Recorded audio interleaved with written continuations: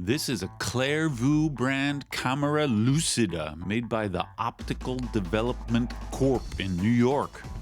It's a drawing tool for tracing out a precise image on paper. It has a clamp to stick it on your table, a telescoping arm that you hang over your paper, and a prism that gets held at the top here. You look down through the prism and you'll see your hand drawing on the paper, but you'll also see a reflected image of whatever the prism's pointing at. You don't gotta be an artist. It's like tracing paper, but for real life. I've actually wanted to make a video about the Camera Lucida for a long time now, but it's kind of pricey to get a real antique one. Fortunately, there are some folks making them even today, including the sponsor for today's video, the Curiosity Box. We didn't plan this ahead of time, but their summer box out now includes a modern Camera Lucida, so you can follow along at home. They tossed me some bones so I could afford to get the antique, so we'll see how it stacks up. Every Curiosity Box has 5 or 6 math and science type gadgets. It's made by some YouTube guy, I don't know. This time they're mostly sort of optics themed. You get the Camera Lucida along with a cute puzzle here, a zoetrope type coin, a new printing of an old book debunking spiritualism, and some dog-themed color items. This past year, my favorites were the slide rule chopsticks, the 4D tape measure, the Mobius band scarf. Good stuff. Go over there and give them my promo code ORIGINAL25 to get 25% off. And you know, they give me a little something too. You can even get the Camera Lucida as a standalone item without a subscription. Check it out. The idea of using optical tricks like this for drawing has been around for a while. Kepler, the astronomer, described the basic idea in 1611, although there isn't any real evidence that he built one. The Camera Lucida was finally patented and given its name in 1806 by chemist William Wollaston, who was also the discoverer of palladium, rhodium, and osmium. Mostly a chemist, but he was also into optics, and he had the tools and the know-how to make precision prisms.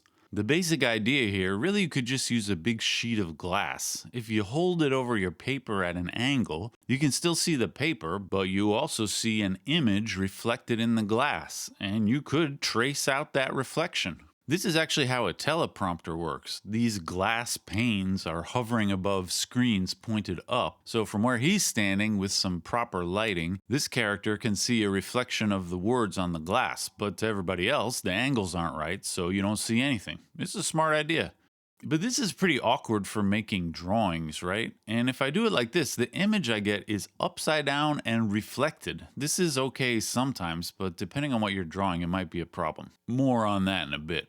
Anyway, instead of holding a sheet of glass at 45 degrees, you could just hold a 45-degree angled prism. That would be pretty much the same, although a quality prism will perfectly refract all the light that goes through it. That means you won't be able to see straight through anymore. But when you look just along the edge of the prism, the light hitting your eye really is a combination of 2 viewpoints, one down at the paper and the other one straight ahead, so you can still trace it out.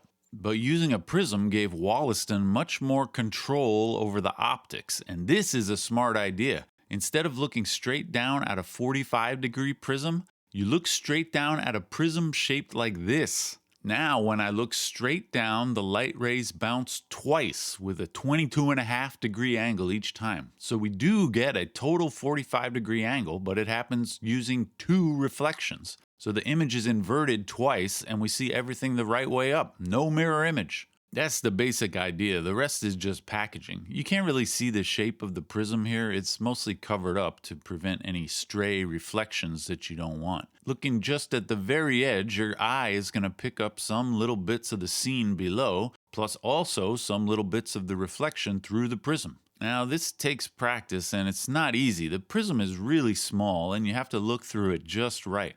But once you get the hang of it, you can trace stuff out pretty well. The Curiosity model is actually nicer in the usability department. The bendy arm and spring clamp are way better than the old design, and this big box actually holds completely different internals. There's no prism in there. It's much more like an angled glass teleprompter. Actually, when you get it, they make you put it together yourself, and that's not a bad thing. It lets you see exactly how simple the design is. It's a 45-degree angled glass plus a mirror to get you the double bounce so it's all right side up. Using this see-through glass instead of a prism means you really can just look straight through the center of it. You don't need to look across the edge like the old one. All around, it's a more user-friendly experience. Lighting can be a little tricky with the Clair-Vue. The reflected image is going to be pretty dim, especially since you're probably drawing on white paper, so the brightness of the paper itself is going to wash out the reflection a bit. I got the best results when I really blasted Elsa here with as much light as possible. You want the subject to be super bright and your paper to be kind of dark. It makes the reflections really pop. The Curiosity model actually has a killer feature that the antiques couldn't have, a pair of polarized filters to adjust the lighting. It's weird, but you actually get better results when your paper is darker, so you can use these filters to darken the paper while the subject stays bright. Smart! Even without the lighting tricks, the antique model really works great outside in the sun. Of course, you can't expect to just whip this thing out and draw an amazing landscape right away. I kind of didn't know what to do with all the trees there. Drawing real-life shaded objects with a pencil is going to require some artistic choices about where exactly you put the lines, and I don't really know what I'm doing. But for the outlines of the shapes, it came out pretty good. Certainly much better than I could do freehand. Doing it outside introduces another issue, though. Focus.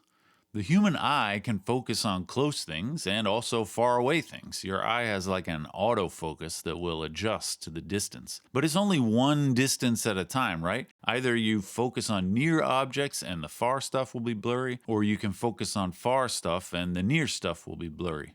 Usually this doesn't matter, but it's kind of a problem with this thing because you're looking at two different images at the same time.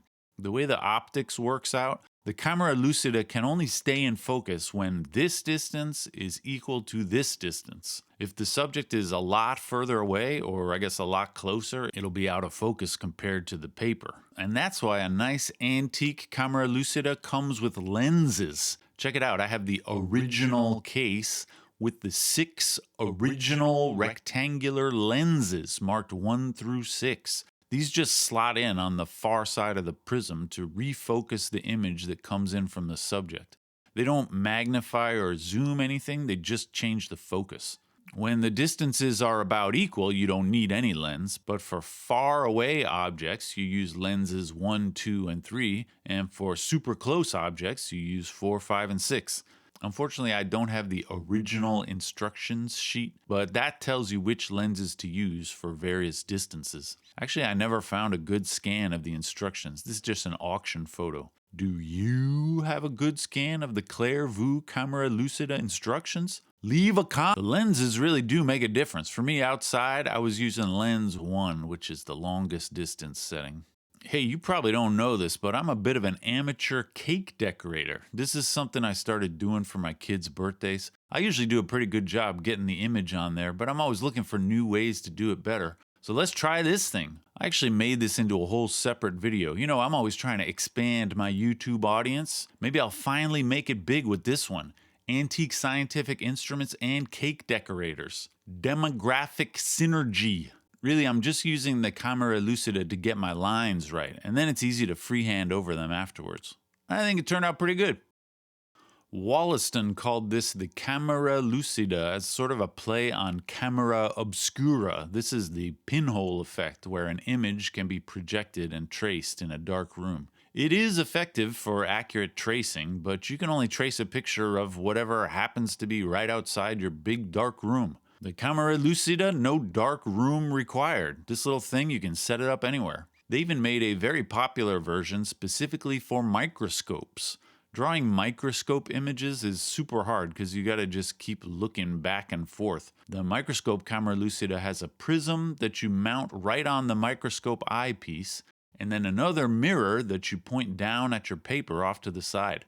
Pretty smart. So the scientists love this thing, but what about the artists? This is actually a matter of some controversy. Artists paint with their feelings, and a real self-respecting artist would never use a gimmick like this, right? But you gotta remember what it was like before photography. Drawing and painting was all we had. And yeah, it's true, artists want to paint with their feelings, but they also wanted to make things look real, and they had all kinds of gimmicks. They use transparent grids to help capture perspective. This thing called the plumb line to represent scale properly. Even that thing where you like hold your thumb out and move it around, that's an optical perspective gimmick to help get the proportions right. And if those guys had a camera lucida, would this guy say, "Nah, man, that's cheating. Now let me get some more of this grid"? No, I think he would have been into it. The great masters never admitted to using something like the camera lucida, but modern scholars believe at least some of them really did use optical gimmicks, lenses and prisms, anything they could think of to get that sweet realism. And is that somehow cheating? To be honest, I don't really think so. Artists have always been interested in using whatever technology they can get their hands on. Like, is it cheating when a modern painter has access to pre-mixed paints in whatever colors they want? Is it cheating when they use miniatures and film? Or when they use a computer to fake a shot that could never be captured by a real camera? Was it cheating that Kubrick didn't actually shoot in 0G? Was it cheating that Ron Howard actually did? I think most artists, then and now, they're gonna do anything. Any crazy idea, any absurd contraption. The only thing that matters is what ends up on the canvas, what you see on the screen. And I think this cake looks pretty darn good. I wanted it to look like this, and it does. And all the kids at the party are gonna love it. And maybe you say, "Oh, you just used that weird thing, so you didn't draw it, you just traced it? What's the point of all that?" And I'll say, it's a cake. You look at it, and then you eat it.